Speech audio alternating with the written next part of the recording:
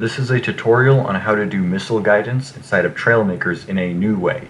Not using distance sensors, not using mods, completely vanilla, and it works sometimes better than the conventional distance sensor way. That is using recoil missiles, which use, you guessed it, recoil as the main form of guidance. This is supposed to be a general purpose video, including a video to help people new to the concept. I will be explaining the basics here. If you already know how they work, feel free to just skip ahead or just skim by this section. I explain it in very simple terms, mostly because I know my average viewer is a 5-year-old who just wants to build cool missiles and doesn't understand anything more complex than trigonometry. The gun points to the target. What that means is that the recoil always pushes away from the target. Now, where you put the gun then determines how the recoil pushes on whatever you put it on. And if you place the gun behind the center of mass, it will steer the gun towards the target. Since the gun turns around the center of mass, just like the rest of the vehicle, it effectively just turns it to point towards the target. And of course, the farther away from the center of mass it is, the more leverage you get from the force of the recoil. And as you can see in this video, here's a demonstration of it working on a simple target on a simple vehicle with just the bare minimum required. It's not perfect because it can and will target its own center of mass, but because guns prioritize auto-aiming towards creations with their own players inside of them, it will generally not be a problem if you're using missiles. Also, don't try angling the guns out for more FOV. It tends to form blind spots and just generally doesn't work very well. As for what FOV every gun has, good news. I spent some time compiling a Desmos, which roughly approximates a lot of the values. It's not perfect, in fact, it has a lot of issues, but it serves as a good enough metric. So for example, you can see the FOV of something like a smart cannon versus something like flak versus something like a submachine gun. Generally, smart cannons will be the best option. You can also see the ranges of the different guns. Again, part of the reasons why smart cannons are so good is they have a relatively wide FOV and a pretty reasonable range and a pretty reasonable amount of recoil. The other options either have way too little recoil, way too low range, or something else. Now that I'm done explaining the recoil part of recoil missiles, how do you actually design an effective missile? Well, it's mostly the same as an aircraft. However, the most important difference is that because the turning force is determined by the amount of guns, and you can't exactly fit a lot of guns on there, the efficiency and how well it flies through the air suddenly becomes very, very important, since you need to make every single little amount of force matter as much as possible.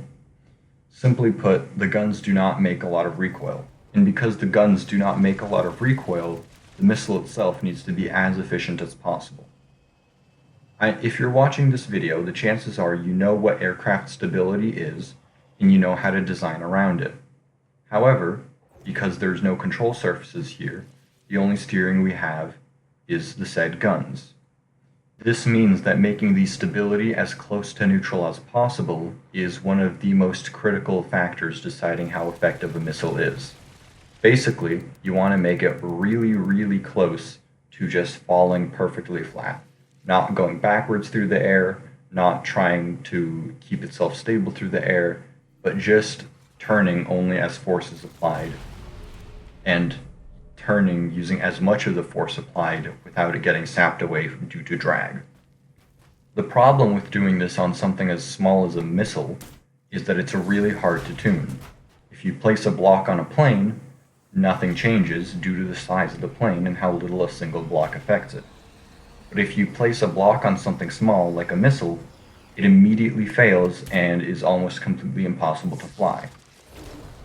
On a small scale, every single block matters. How do you tune then? Well, the answer is simple. You're going to need to use a whole bunch of slopes.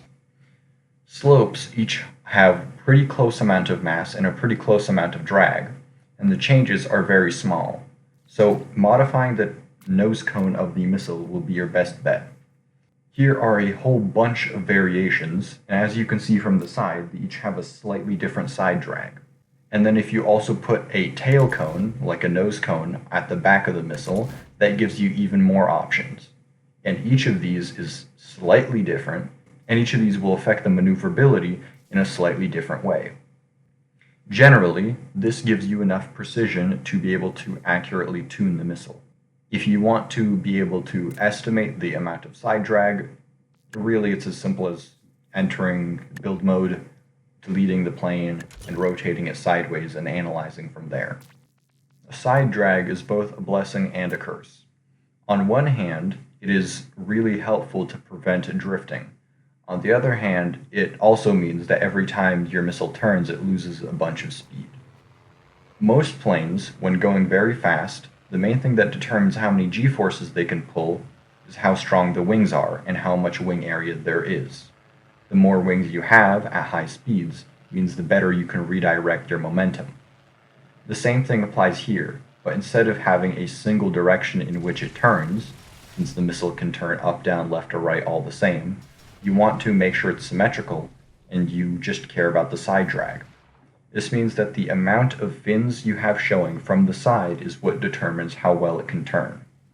But of course, more fins means having to tune the aerodynamics even more, because if it becomes too stable, then it just won't be able to turn.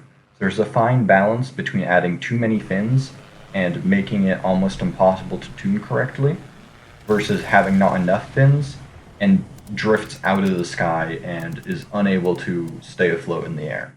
The other thing that affects turning is the amount of mass it has. The more mass it has, the harder it is to turn. Not only will the fins have to redirect more mass, but the guns will have to apply more torque to more mass.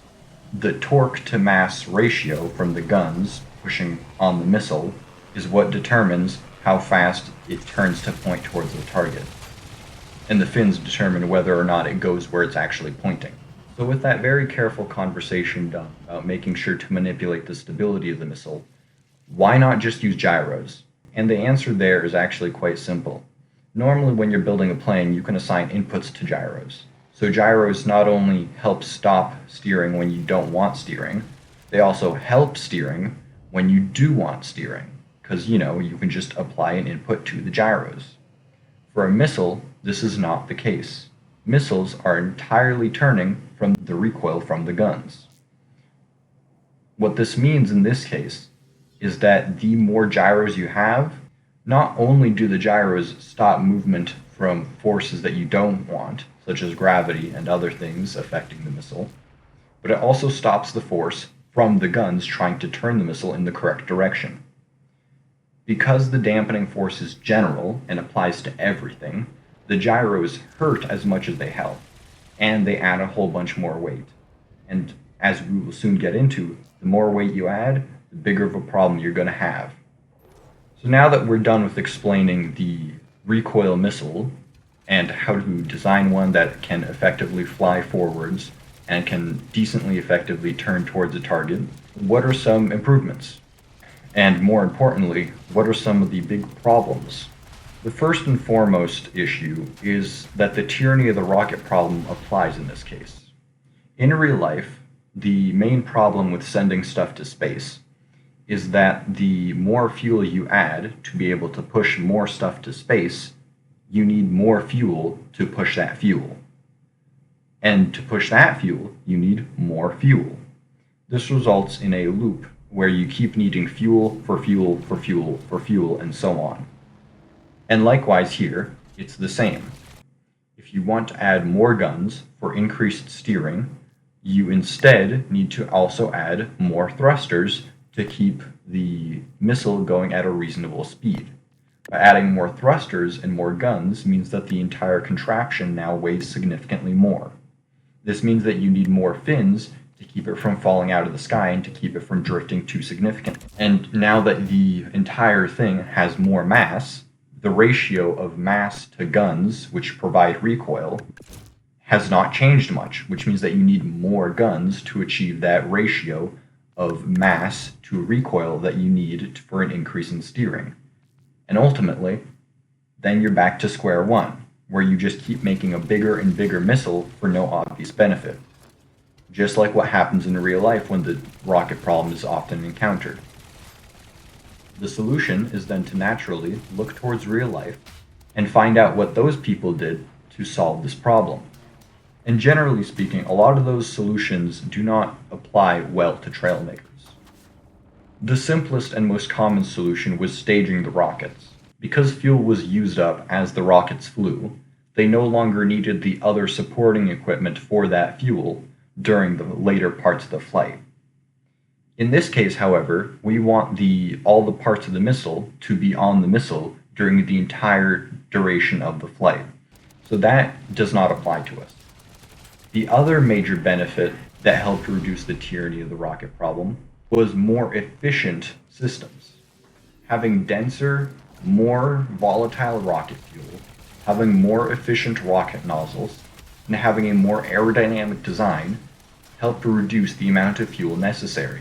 Every time you reduce 1 gram of fuel, you can effectively reduce another kilogram of fuel because you don't need the fuel for the fuel for the fuel for the fuel.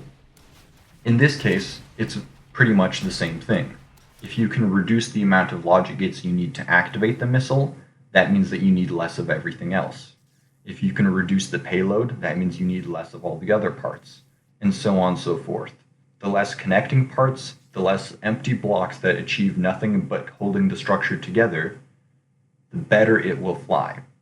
Which is why generally you want to build a missile as small as humanly possible and as light as humanly possible with the bare minimum required for it to function.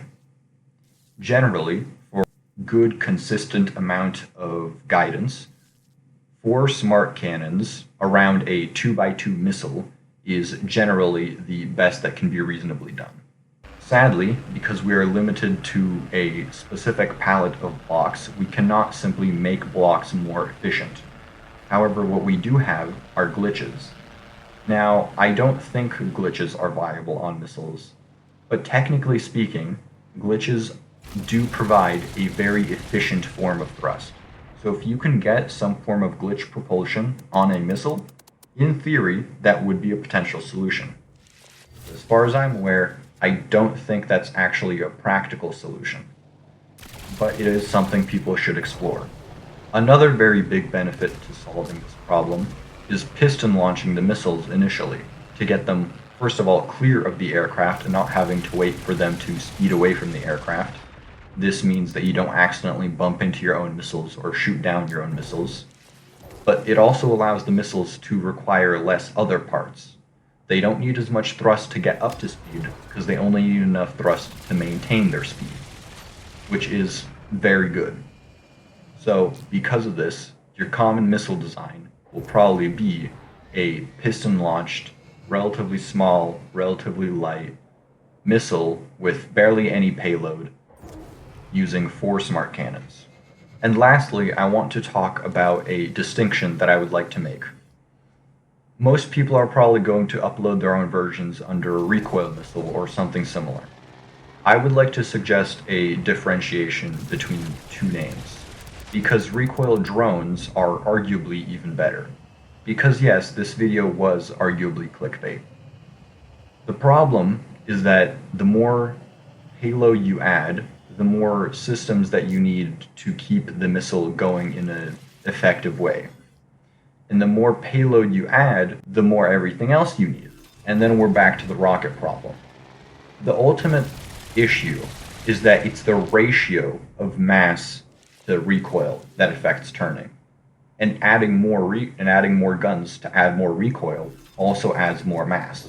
So it doesn't actually do anything, since it's only the ratio that matters. The same applies to thrust to mass, thrust to drag, and a couple of other important characteristics. So for future reference, if you see me referring to in a video, or if you see me upload something on the workshop and I call it a recoil missile, that means that it is intended to impact the target with some form of payload and deal damage through that impact. Whether it be TNT that's actually supposed to get close enough to hit the target, or whether it's some other stranger payload, recoil missiles are for if the missile is supposed to, do what a missile does and hit the target.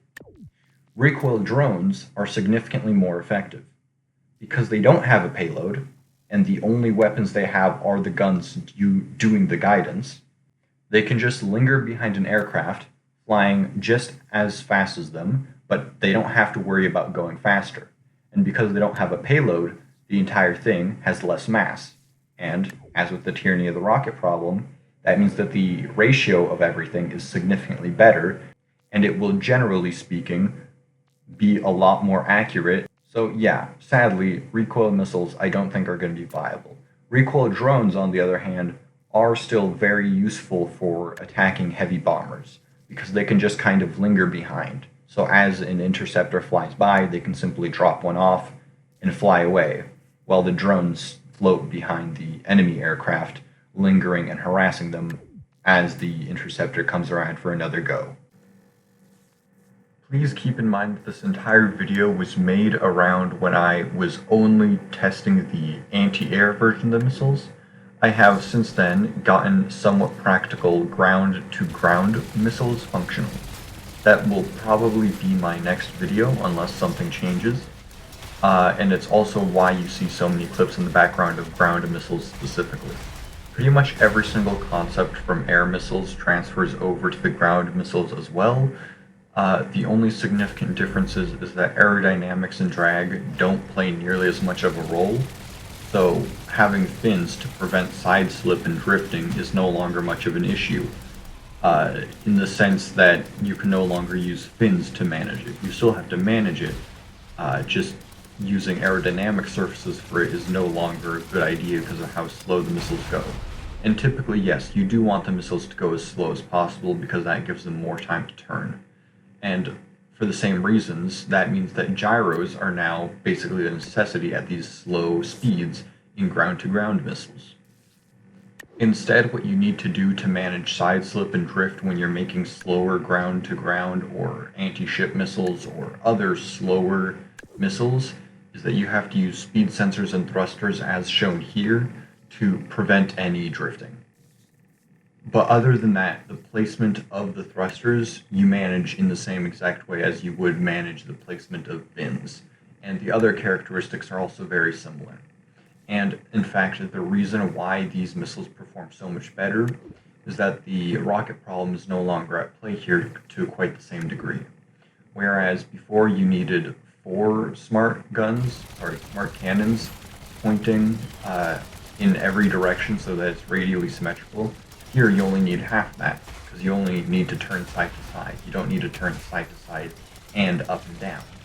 The same thing applies for proximity fuses. You can use a much simpler one since you don't need to look up nearly as much. And the same thing applies to a whole bunch of other systems in the missile itself. Keep that in mind. Make those adjustments as well as whatever the rest of the video has just said, and together you should be able to get a pretty decent missile for ground combat. And this video was, as I just said at the beginning of this edited section, this video was primarily for air-to-air missiles. Ultimately, I think that is everything. However, if you do have questions, I will respond to every single comment that is an actual reasonable question. If you need any clarification or any example demonstrations or any of the following, feel free to comment below. Yeah, that's the end of the video. As for a channel update, my god, have I not posted in a while. I'm just going to say that life got in the way, and you probably shouldn't expect any reasonable upload schedule for the next who knows how long, basically. I've had this video, I had the script of this video and a lot of the footage done for like 2 months now, or however long it's been, but I just haven't gotten around to putting it together. So yeah, this is me just finally getting around to that.